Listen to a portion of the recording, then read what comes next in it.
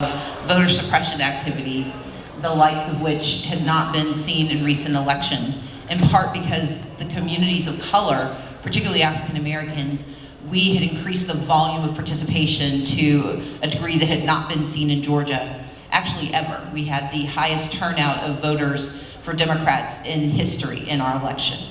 But that also put into sharp relief, we had some of the most egregious voter suppression tactics that this state has seen since Jim Crow. And the challenge was post-election, when I did my non-concession speech, when I refused to say, yes, I acknowledge the legal sufficiency of the outcome, but refused to say that the system was fair, my responsibility was to think about, if I didn't have the title, what work could I still do? And one of the pieces of work that I thought was essential was fighting voter suppression and promoting voter protection.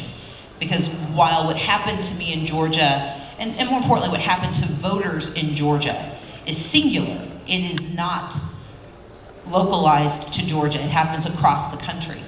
And so we initially started an organization called Fair Fight, which is geared towards ensuring access to the right to vote in the state through litigation, legislation, and advocacy.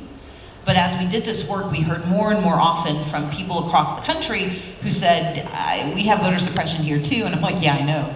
And so, as I thought through what I wanted to do, how I wanted to contribute in 2020, I declined to run for the US Senate.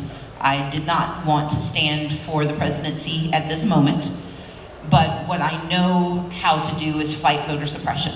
And so Fair Fight 2020 is our 20-state effort to stand up voter protection teams across the country in the 20 battleground states, the 3 states that have statewide elections this year, and the 17 states that are going to be battleground states for the presidency, for the US Senate, and for down ballot races, like flipping chambers, either the House or the Senate, in multiple states so that we can control redistricting for the people and by the people in 2020.